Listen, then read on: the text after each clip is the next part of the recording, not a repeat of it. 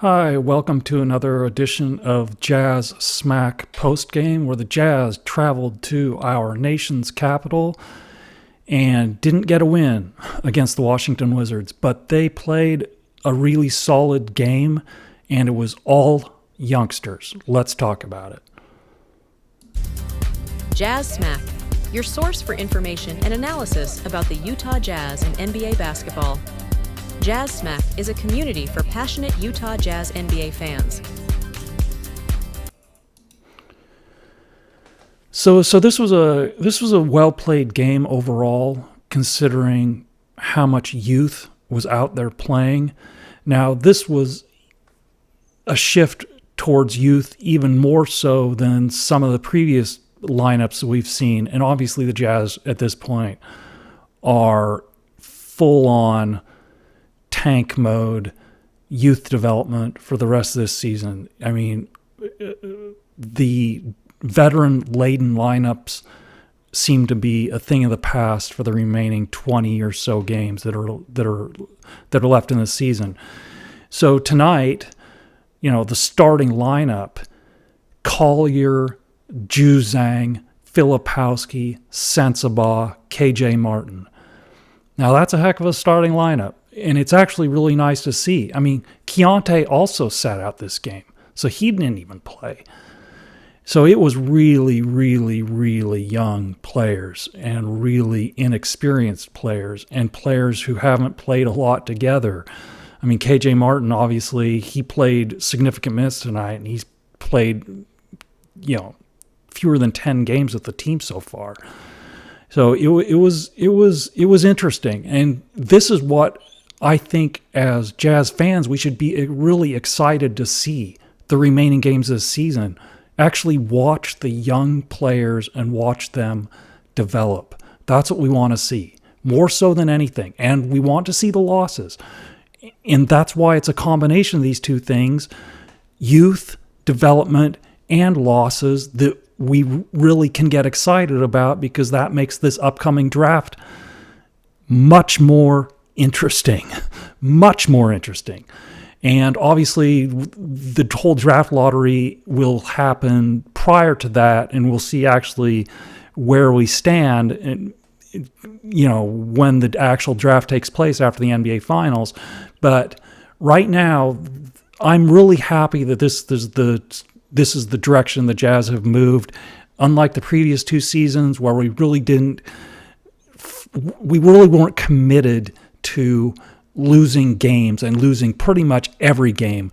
And you could see that by the lineups that were played and ultimately where we ended up in the standings. And it was not advantageous for the Jazz long-term future to go that route. We kind of screwed up the previous 2 years, but this year things are going much better, and we have a much better chance to actually get a pick that will have potentially massive impact long-term for this team. Like we say every single Jazz Smack podcast, the Jazz must find a top 10 guy. Now, I think with the development of their younger players, and especially I think they kind of struck gold with Filipowski and Collier in that late first round, early second round this year. I mean, those two guys have turned out to be substantially better than obviously league GMs believed they would be. Otherwise, they would have both been picked higher than they did get picked. So I think the Jazz have some pieces to work with in this. And if the Jazz get lucky in this lottery, this could very well be a 1-year total tank job. The Jazz might actually turn it around and try and win next year, because they actually have a significant number of assets, because some of these draft picks have turned out so well, namely Collier and Filipowski to this point. Now, both those guys still have things to work on. Yes, Collier must improve his shooting, like we say every night we do this. And those things are all true, but all the tools are there. The physical tools are there. The understanding of the game is there. They just need to improve on a few things and work on those things in the off season. So tonight, I mean, overall, I thought the guys played hard. They played well. I didn't really see any downsides to what happened tonight. I mean, I was entertained. I didn't fall asleep. And that's a positive, because some of these nights, obviously, it's really difficult for me to watch Jordan Clarkson at this point in the season. I like Jordan, but it's just difficult. I mean, if he's playing, I'm not totally engaged in what's going on. But tonight, it was interesting. From start to finish, it was interesting. And guys that I wanted to see play and develop, it made it interesting. And again, I'm not a huge Keyonte fan, and he didn't play tonight, which put the ball in the hands of other players, because Keyonte typically, when he does play and he plays significant minutes, which he typically has been playing significant minutes even when he's coming off the bench, he's been consuming the most possessions on the team. So when he's not there and Clarkson's not there and Lauri Markkanen's not there and John Collins is not there, I mean, it gives all the younger guys a heck of a lot more opportunity to play with the ball in their hands and be primary, go-to people on offense, compared to when all those other guys are in the lineup, and the guys that played tonight are essentially, other than Collier, most of these guys are ancillary parts on most nights when all those other guys are in the lineup. That's just the way that it is, and it's kind of nice to see the opposite of that, where you can actually see, Filipowski, Collier, Juzang got a lot of looks tonight. I mean, Sensabaugh got a lot of shots tonight. When you can see those guys actually be more of, I mean, it was a collective, distributed night, but all those guys got ample opportunities, and they were all, included in the offensive game plan and focal points of that at various times. And that's wonderful to see. That's what we actually want to see, more so than any other one thing. I really don't want to see one guy get 25 shots, and that didn't take place tonight. I mean, it was fairly evenly distributed among the players that played significant minutes, and that's what I would prefer to see moving forward the rest of this year. So. And it was also nice to see Collier. Collier didn't have a huge game in terms of assist numbers tonight, but he was the initiator, and he really did run the offense tonight. I mean, that was his deal, and that's what he was.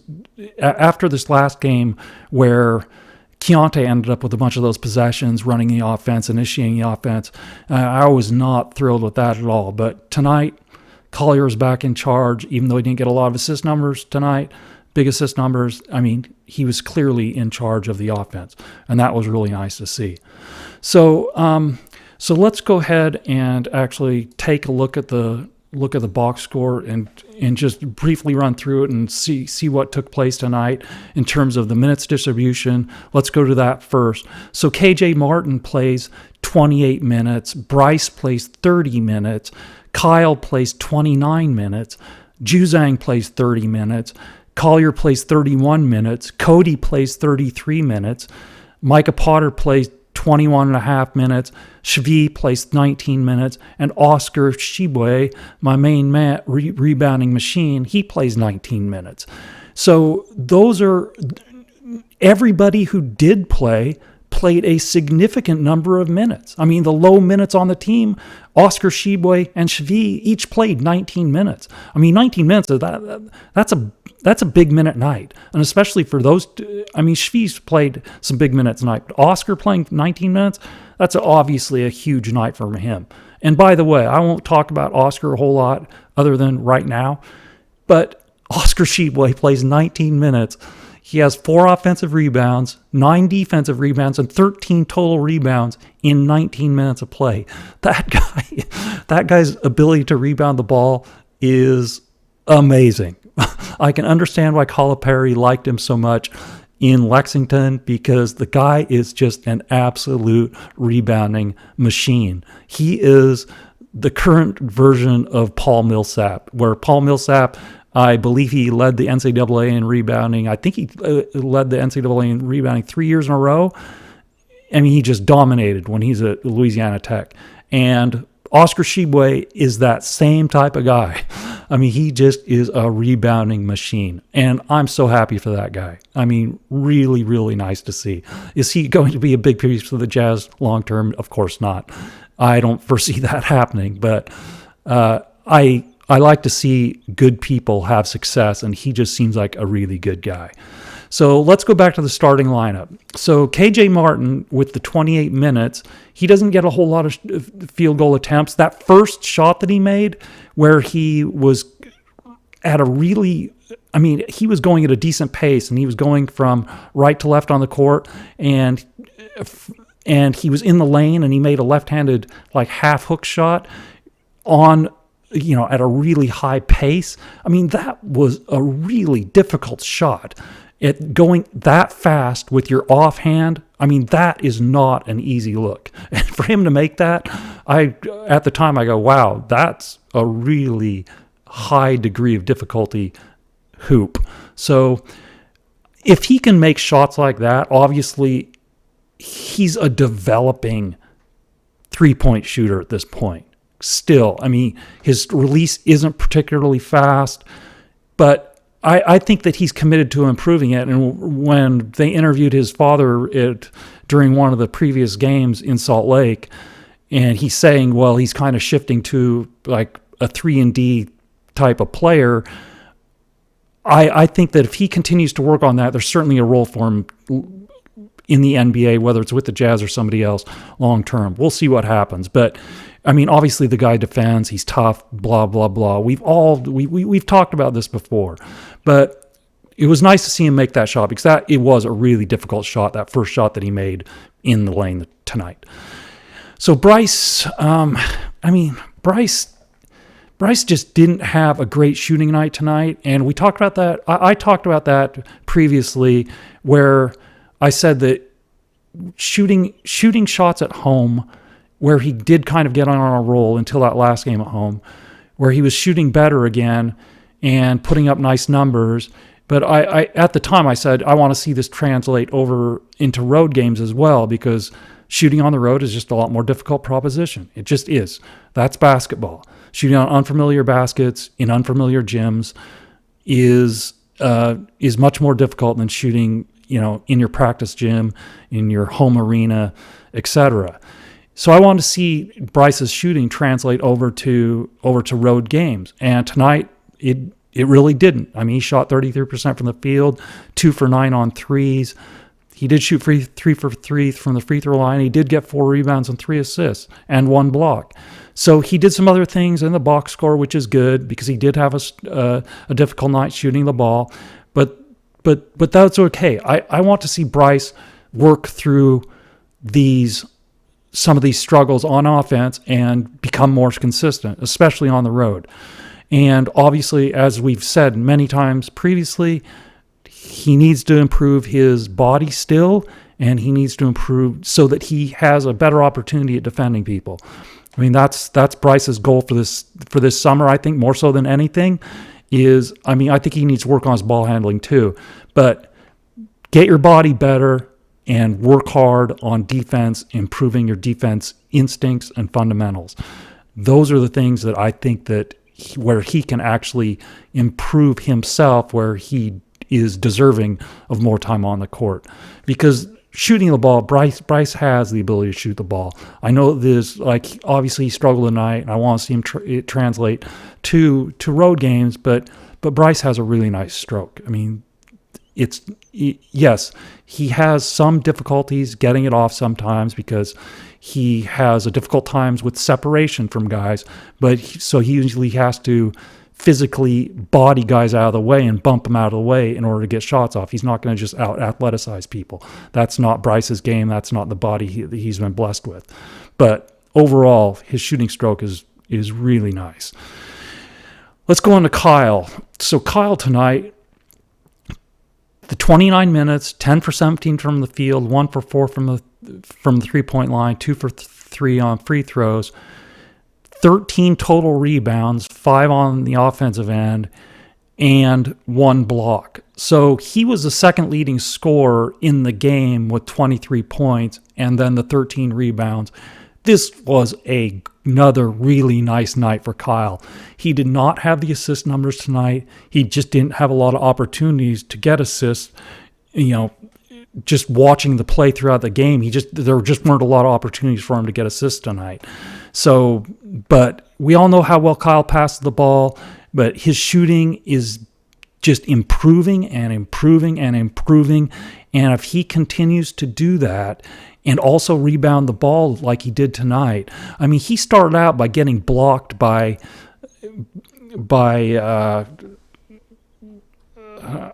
what's the guy's name? Alex Sarr. So Alex Sarr, Filipowski is driving to the basket. Alex Sarr blocked him, and you could tell that really frustrated Kyle. And after that, Kyle really went after Sarr. And I don't remember Sarr getting another block on Kyle. Maybe he did, maybe he didn't. But Kyle was able to get by him and muscle him out of the way. This is the thing. I mean, Kyle's not a big guy. One of the things that Kyle needs to do is improve his strength. But also Alex Sarr, he is lacking strength. I mean, he has a very thin frame. He has all the athleticism and length in the world, but quite frankly, he has a very thin frame. And so Kyle went right after him, and he muscled him, and he bodied him, and he was able to get a number of high percentage shots by just doing that. And so I'm just thrilled that he actually recognized that he could do that against Alex Sarr, and he went after him. So I think that's, obviously, it's representative of a high IQ player, and that's what with such a young guy, he only spent 2 years at Duke, his rookie season, and showing that type of understanding, I think, really big positive. Kyle knows how to play.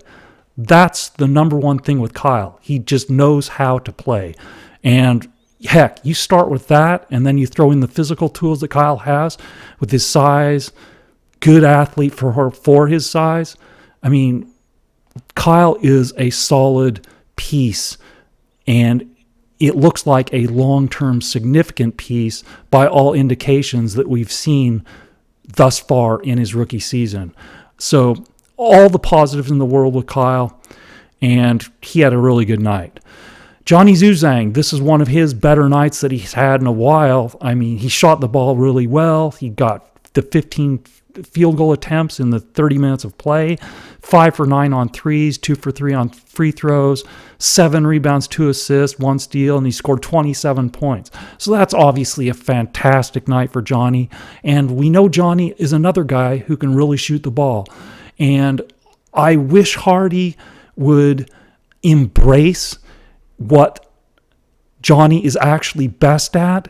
And what Johnny is best at to this day, just like when he was at UCLA, is his mid-range game, his mid-range jump shot is really good. And I wish Johnny had a few more opportunities to actually shoot the mid-range game where the Jazz kind of structured things so that he could actually get some mid-range shots rather than just running offense for him to get the ball above the three-point line, which is mostly what the Jazz do. Quite frankly, most of the off-ball screens that the Jazz run within their normal offense are above the three-point line. And I would like to see that shift. Hopefully the Jazz, hopefully Hardy and Ainge and Zanuck and the rest of the other coaches involved in this kind of get together and they actually diversify the offense a bit so that it's not so centered just above and beyond the three-point line, because I think that would help Johnny. I think Johnny can make mid-range shots at a high level. I saw him do it at UCLA. I saw him just absolutely dominate in a game in the NCAA tournament against Gonzaga, and Johnny is certainly proficient in that mid-range game, and I would actually like to see them embrace that more often than they have.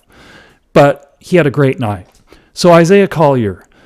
Isaiah tonight, again, he didn't have one of his best assist nights, but good grief, the guy is an absolute pit bull.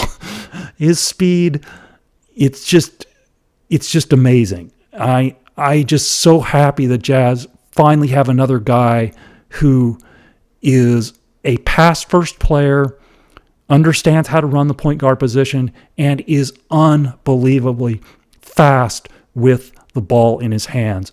And Isaiah Collier is all of those things. And tonight, 7 for 14 from the field, 5 for 9 on free throws, 0 for 2 on threes, but 6 rebounds, 6 assists, 2 steals, and 4 turnovers. So scored 19 points with 6 assists. Yes, those assist numbers are a bit down. But again, I mean, this is a really young Jazz lineup. So if he's playing with Lauri, if he's playing with John Collins, if he's playing with Walker, where he has some more lob opportunities than with Kyle. Kyle's really not a lob and finish threat in the same way that Walker is. And obviously the Jazz guards have been feasting off those lobs to John Collins and Walker and Lauri as well. So when you take those lob opportunities away, the assist numbers for any of the guards are going to go down. And tonight was not one of the better nights for the Jazz overall in terms of assists. I mean, they made 47 field goals and only recorded 21 assists. So 21 assists on 47 field goals, that's a really poor ratio. And this is one of my number one ratios that have been my whole adult basketball life, is looking at this ratio. I've been looking at this ratio all through the Sloan years, all through the Jazz since I started watching the team. And 21 assists on 47 field goals is a really subpar night. But that's to be expected because, like I said, all those lob threats kind of were removed from the game because that's not Kyle's thing. He's not a high flyer, and he doesn't have the length that Walker or Lauri has. So he's just not that guy. I mean, he does a whole bunch of other things really well, but the lob thing is not his thing. So I'd say in light of that, I'd say Isaiah had another really solid night. I mean, for a guy that's drafted at the end of the first round, he's in his rookie season and he's run the point guard, to at this late in a road game in Washington D.C. to come up with 19 points and 6 assists and 6 rebounds and 2 steals.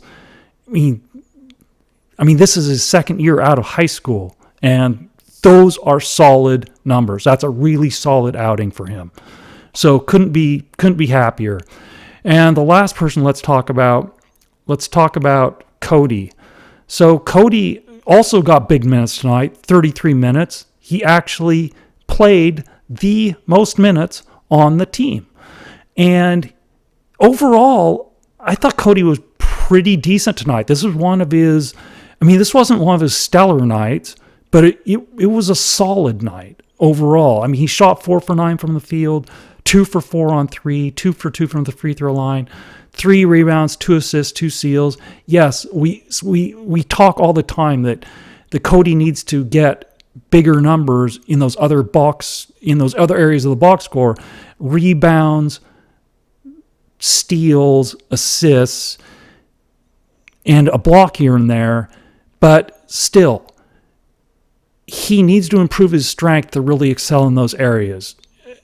I mean, yes, he can get more assists, but in terms of rebounding, he's got to improve his strength. And that's the number one goal for Cody overall this offseason, improve his body. That has to be it. Number one, over any other skill development area, just improve his body, improve his strength. That has to be the goal. And hopefully the Jazz have some people, nutrition and weight, strength training, and all those guys actually work with Cody this summer and get him on the right track. And hopefully he can replicate what Taylor Hendricks did, because Taylor Hendricks, obviously, he came back with a vastly different body this year than what he had in his rookie year. What he had in his rookie year, he looked more like Cody does this year. But he worked really hard. He was obviously the injury at the beginning of the season really derailed him, and we'll see where he is next year. But his body looked completely different, and that's what we hope kind of happens with Cody. Now, Cody can't bulk up like a power player, and I don't think that that's going to happen, but certainly he needs to get stronger. He has to get stronger. I mean, there's no way he should be 6'6" to 6'7" and be as thin as he is and be successful. It's going to be a tall task. So I would say overall tonight, I think it was a really solid night, and it was a fun game to watch. Especially without Keyonte playing, I I'm just not a Keyonte fan, but without Keyonte playing, all these other guys got a whole heck of a lot more opportunities than they would have had Keyonte played and consumed so many possessions. And it was really nice to see. It's really nice to see the other players get an opportunity, and I'd say it's just it was a really pleasing night, and I was thoroughly entertained throughout. And maybe I'll even give it a second watch and see if I can pick up anything else that I missed the first time around. But anyway, I think we will say goodnight for the night and talk to you after the next game. But please, for all of you watching on YouTube, please like, share, and subscribe. And for those following on X, go ahead and follow us there. And we will talk to everybody later. Have a good night, everybody.